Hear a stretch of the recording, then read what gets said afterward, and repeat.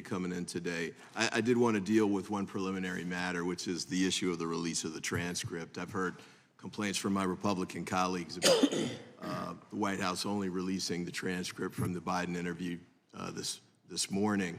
But I have to note that there are, I think, over 90 transcripts that are being held by the majority here in the Judiciary Committee and Oversight Committee for interviews that we all care about. They all go directly to issues with respect to the alleged impeachment inquiry.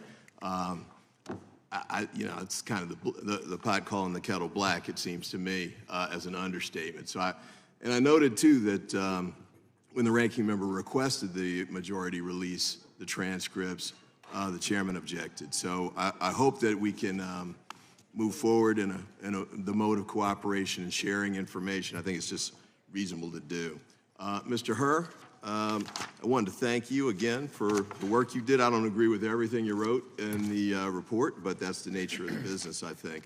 But I did want to ask you about this. I know you started off with, in the first line executive summary, we conclude that no criminal charges are warranted in this matter. And I take it that's still your position today? Yes, it is. All right. You also noted a little bit below that, for the reasons summarized below, we conclude that the evidence does not establish Mr. Biden's guilt beyond a reasonable doubt. You still share that, still hold that view? I do. Okay, and even though you objected to the use of the word exonerated, from your perspective, he's been cleared of all criminal charges in your investigation. Is that fair? I determined that based on the evidence, criminal charges are not warranted. Okay, and I did want to go to the issue of material distinctions that you raised in your report between President Biden and former President Trump. We've got a document up here that lays some of it out, and you've answered some questions about this already, but I think it seemed to be highly relevant in your analysis that President Biden cooperated, and I wanted to walk through a couple of those points. One is that he turned in classified documents to the National Archives and to the Department of Justice upon request. Is that fair? That was a factor that we considered, yes, Congressman. All right, he cooperated with your investigation? Yes. Consented to the search of multiple locations, including his house? Correct. Sat for a voluntary interview? Yes. And that was 5 hours over 2 days? A little over 5 hours over 2 days. Okay. Turned over and allowed investigators to review handwritten notebooks he believed to be his personal property? Correct. Now, with respect to the comparison with former President Trump, and I believe this is on page 11, which is still in your executive summary.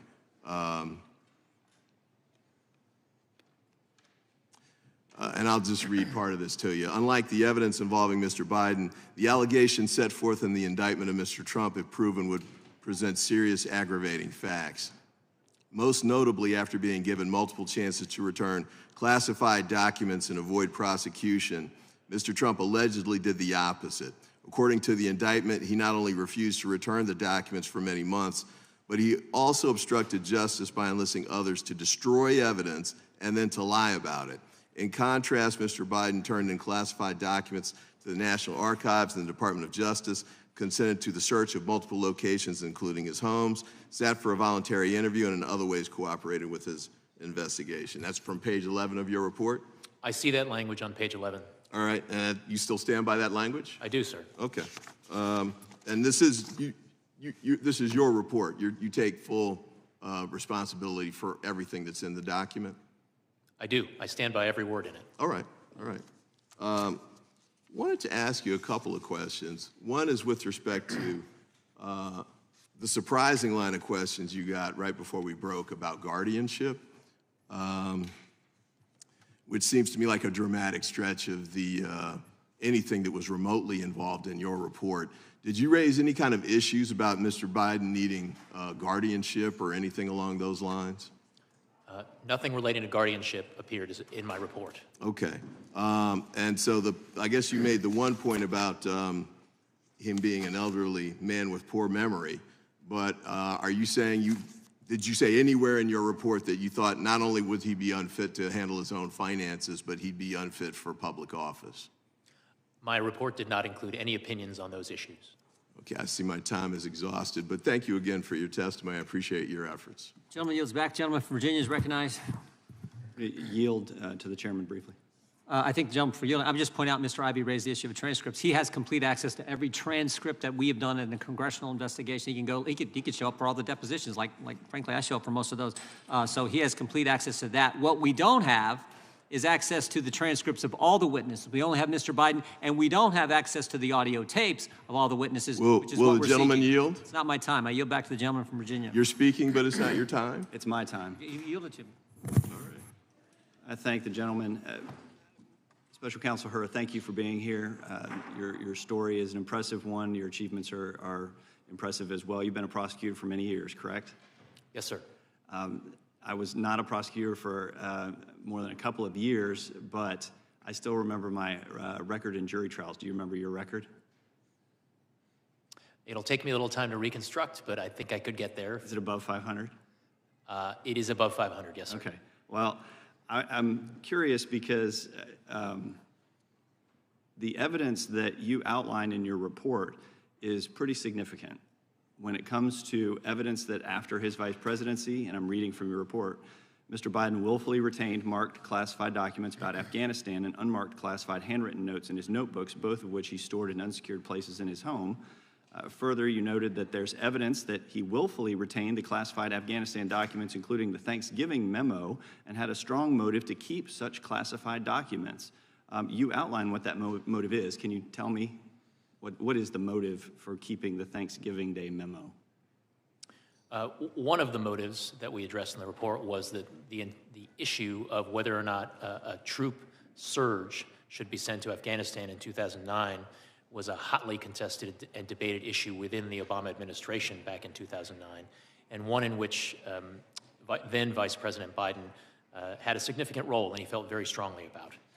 I'm going to quote from your report. President Biden believed President Obama's 2009 troop surge was a mistake on par with Vietnam and wanted the record to show that he was right about Afghanistan, that his critics were wrong, and that he had opposed President Obama's mistaken decision forcefully when it was made, that his judgment was sound when it mattered most. Does that sound correct? That language sounds familiar from the report, yes. Okay. That is pretty significant in terms of a motivating factor for retaining those documents, wouldn't you say? That would be a factor that a jury would assess in considering whether or not Mr. Biden had criminal intent. And I also know that President Biden was working with a ghostwriter on a book, Mark Zwanecker, correct? Correct. And your investigation concluded when President Biden began work on his memoir, correct? At what time did your investigation conclude? With respect to the second book published in 2017, we identified evidence that Mr. Biden began recorded conversations with Mr. Zwanitzer in 2016 before the end of Mr. Biden's vice presidency. And it's your understanding that while Mr. Zwanecker interviewed President Biden, he read classified information from his notebooks nearly verbatim, sometimes for an hour or more at a time, correct? Correct. And was Mr. Zwanecker authorized to receive this classified information? He was not. And in fact, in their February 16th meeting, which has been alluded to earlier, isn't it true that President Biden read aloud and nearly verbatim classified information regarding the actions and views of U.S. military leaders and the CIA director relating to the foreign country and foreign terrorist organization? I believe that occurred, that was captured in a recording later in 2017, I believe in April of 2017, not February. Okay. And Mr. Zwanetter became aware of your appointment as special counsel, correct? At some point, Mr. Zwanitzer did become aware of my appointment, yes. And upon learning of the investigation, Mr. Zwanetter deleted digital audio recordings of his conversations with Mr. Biden during the writing of the book, Promise Me, Dad. Correct. Did investigators with your office interviewed Mr. Zwanetter about the deleted recordings, and he admitted that part of his motivation for deleting this recording was because he was aware there was an investigation, correct? Correct. And did this conduct raise concerns with your office?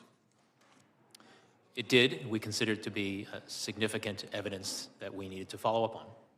Significant evidence, and I would argue that you also had significant evidence surrounding the retention of these documents, the storage of these documents, and even though there was a bit of a disconnect between what a reasonable juror could conclude, the intent was there, the motive was there for the book, for exoneration, and I would argue that you had enough to move forward. My time has expired. I yield back. Gentlelady from Vermont is recognized for 5 minutes. Thank you, Mr. Chair, and thank you, Special Counsel Hur, for being here today. I know it's been hours and hours, and I really appreciate you staying to the bitter end here. And I think it speaks to the possibility and promise afforded by this nation that you, as a child of immigrants, sit here as special counsel, and I, as a child of an immigrant, sit here as a member of Congress. There is a lot that's been said today, and part of the challenge that I have is trying to translate this for my constituents back home. And so I want to start with sort of the top line. So you were tasked with identifying whether criminal conduct occurred regarding classified documents. And after over a year of investigation, including 150 witness interviews and over 7 million documents reviewed, you wrote in the first sentences of the executive summary, quote, "We conclude that no criminal charges are warranted in this matter. We would reach the same conclusion even if Department of Justice policy did not foreclose criminal charges against a sitting president." Were those your words? Yes. Thank you. So let's get into it. Mr. Hur, at any time did DOJ leadership or the Attorney General attempt to influence the outcome of your investigation? No. Do you believe it's important that the special counsel investigations or any DOJ investigation be impartial and free of influence from political actors? Yes.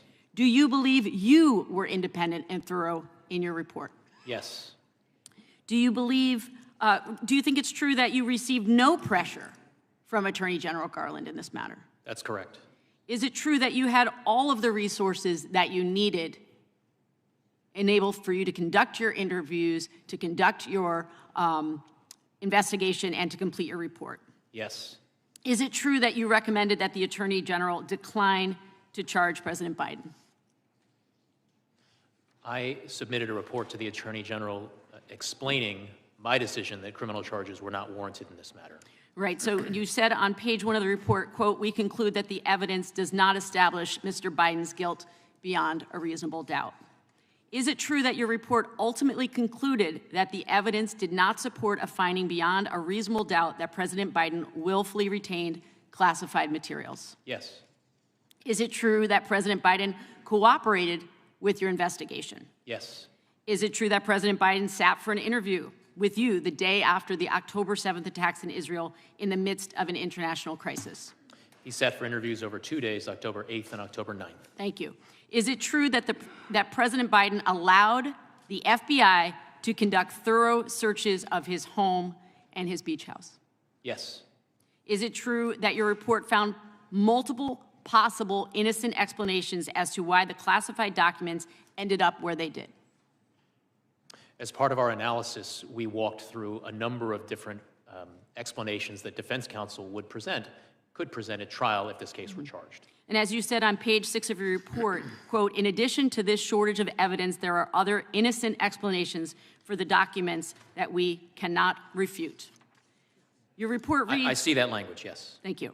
Your report reads, "With one exception, there is no record of the Department of Justice prosecuting a former president or vice president for mishandling classified documents from his own administration. The exception is former President Trump." Am I reading that correctly? Yes. Is it true, or is it correct that your report recommends no charges and that that would be the case even if he were not a sitting president?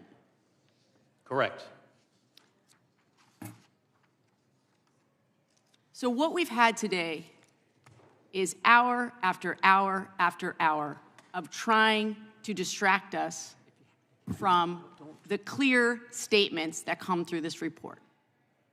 And you yourself have said multiple times today, there was no attempt to obstruct justice by the president, by the Department of Justice, by the Attorney General, that you had all the resources that you needed to conduct a fair and thorough investigation and report, and that what you concluded was, in fact, the evidence was not sufficient to bring charges against the president for mishandling documents.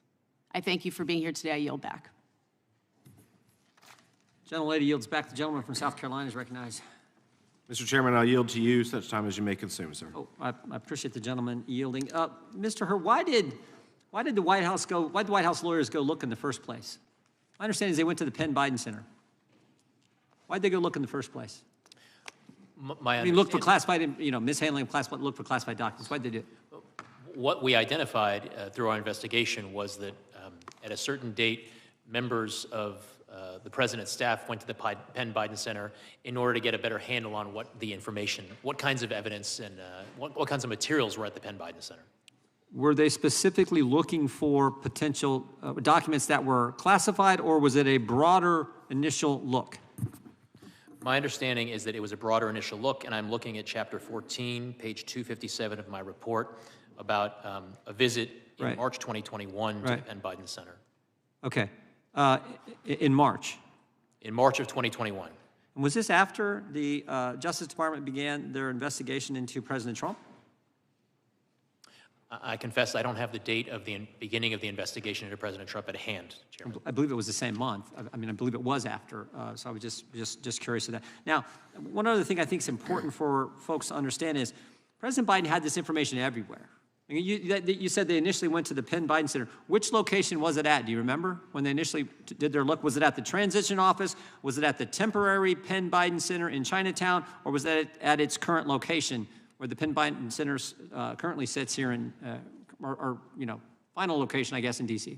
You remember? I believe the visit that I referenced in March 2021 that's described on page 257 was to the Penn Biden Center's permanent and current location. Permanent and current. So there were three places, those three places classified information was at. Is that fair to say? That's correct. The initial transition office, immediately after the end of the vice presidency, the Penn Biden Center's temporary office, and then the Penn Biden Center's permanent office. Okay. So those, and then you had the University of Delaware Library, the University of Delaware Biden Center, right? So that's 5 total. And then you had multiple places in his home. Correct. The garage, the den, the office upstairs, and the office downstairs. Correct. So what is that? That's like 9 different places. I've lost count, sir, but Yeah, that exactly. sounds right. It's everywhere. And it was documents over a 50-year time frame. And then by comparison, because the Democrats want to keep comparing to President Trump's classified document right at his home with Secret Service protection. I don't know that they're anywhere else, were they? I'm not aware of other locations, President. Yeah. I think that's an important distinction. I would yield back to the gentleman for South Carolina. Appreciate him yielding. Thank you, Chairman. Briefly, I know we've got 2 minutes left, but Mr. Hur, how would you define willful? With respect to the intent of willfulness, what a jury has to conclude is that someone knew that their conduct was illegal when they engaged in that conduct. Right, it's intentional, right? It's not by accident. It's not accidental or involuntary. Correct. Okay, so here's where I disagree with your portion of the report on willful is that you have a gentleman who served 36 years in the Senate. I've only been here a year, but I understand the importance of handling classified information. He served 8 years as vice president. In 2010, it came to the attention of the vice president's staff that classified briefing books had not been returned. Even if they were returned, some of the content was missing. The same year, the executive secretary raised that nearly 30 of the classified briefing books from the first 6 months of 2010 were missing. In August of that year, then Vice President Biden failed to return top secret, sensitive compartmented information contents of a classified briefing book from a trip that he took to the Hamptons. And to date, you were unable to determine if these documents were ever recovered. Is that correct? Correct. So to me, this wasn't. When does willfulness when does willfulness factor in? Is it now in his diminished mental capacity, or is it then when he was serving as senator and vice president? A jury would be assessing President Biden's mental state and his intent, or whether or not he had willfulness at the time that the conduct was committed. Correct, and I think everyone can kind of plainly see the transgression or the difference between then candidate Biden or Vice President Biden and what is going on now. And so this is where I go to it. As the chairman talked about in his opening comments, he had 8 million reasons to hold these documents. In fact, he disclosed some of this information to his ghostwriter. And so I think that there could have been willfulness. And I think, I've got 10 seconds left, but look, since 2016, there have been 3 candidates to run for president. All three have had allegations of issues surrounding the retention and holding of classified documents. But Mr. Hur, only one of them has been charged, and that's President Trump. And that's why people think and view this as a two-tiered system of justice. Thank you, sir. Gentleman yields back. The chair now recognizes the gentleman from, Sheila, you have unanimous consent? Yeah, I'll wait. Let him go ahead. Gentleman from Colorado, Mr. Buck. Thank you. Mr. Hur, they say they save the best for last, so I'm looking forward to this opportunity. First of all, what I've observed in this hearing is that one side thinks you're trying to get President Trump elected, and the other side thinks you're trying to get President Biden elected. I served as a prosecutor for 25 years. I know that you're going to take grief from both sides. You must be doing a great job in your report and during your investigation if you have convinced both sides that you are somewhere in the middle. I commend you for your background. I would have loved to have met Chief Justice Rehnquist. What a hero to conservatives and really Americans, and that must have been a great opportunity for you. But when both sides attack you, my admonition is welcome to Congress. How many, I do have a question, and it goes along the lines of what Mr. Armstrong and Mr. Fry were asking you earlier. I'm really confused about willfulness and your view of willfulness. It's clear to me that at the time, Vice President Biden knew he had classified documents. He told his, after he left the vice presidency, he told his biographer, ghostwriter, those classified documents are in the basement. So he had the mental state that he had classified documents. He also knew that his basement was not a SCIF. It is not a secure area.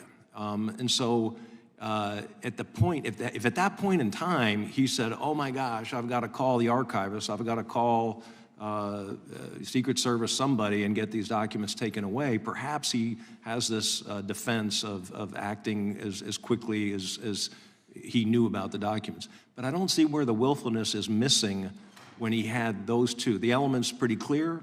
He possessed classified documents. He held them in a non-secure area, and he did so knowingly. He knew he had classified documents in an unsecure area. Where is the willfulness missing? Well, sir, prosecutor to prosecutor, I certainly agree with you that the evidence in the form of the audio recorded statement where the president said to his ghostwriter, I just found all the classified stuff downstairs, that is evidence that that any prosecutor would present as significant evidence in a case if this went to trial. And reasonable jurors might well infer that President Biden formed criminal intent based on that piece of evidence. But what we did in our report was to try to walk through exhaustively. You know well as a prosecutor, you need to assess with a very cold eye the strengths of your case and the weaknesses of your case, and try to anticipate arguments that defense counsel might well present at trial. And what we tried to do in our report was to walk through potential arguments that would be presented by defense lawyers at the president's trial, and to determine how, by our judgment, how jurors would receive and perceive the evidence presented, including but not limited to evidence relating to the president's memory gaps that were in various pieces of evidence that we assessed. So how do you overcome that recording where he says, I've got classified documents? He's 30 years in the Senate or whatever it is. He obviously knows how he has to treat classified documents. I've got classified documents in the basement. What is the defense to that? That it was a made-up recording? That it wasn't his voice? That everyone was wrong? How do you defend that particular fact? As well as, I did a lot of tax cases, you had to prove a pattern of conduct. And in this case, he had a lot of documents in a lot of places. How do you overcome those things? Yes, Congressman. So we walk through a number of different evidentiary gaps that reasonable jurors might focus on, as well as a number of different defense arguments that the president's defense lawyers could present at trial. The first is a theory or an argument to the jury that the president, yes, he did say to his ghostwriter, I just found all the classified stuff downstairs, but then soon thereafter forgot about the documents. And therefore, it would be difficult to convince a jury that actually he knew that it was illegal to keep the documents and he continued to do so. A second argument that we considered is that perhaps these documents never actually were in Virginia in his private rental home there.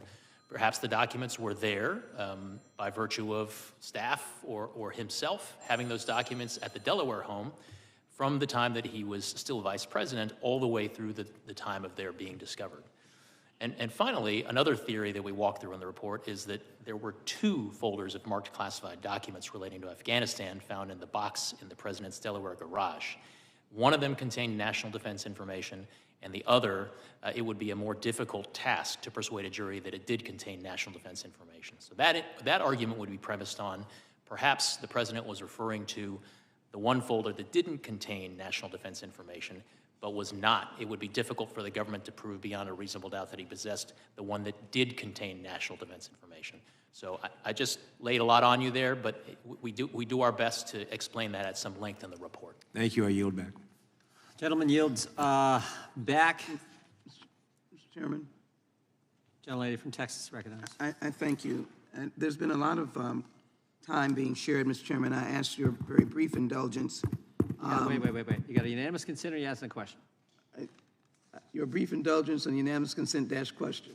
No. You can do a unanimous consent request, but you don't get to get another round. Someone comes to yield you time, but I don't think they can do that because everyone on the Democrat side has taken their time.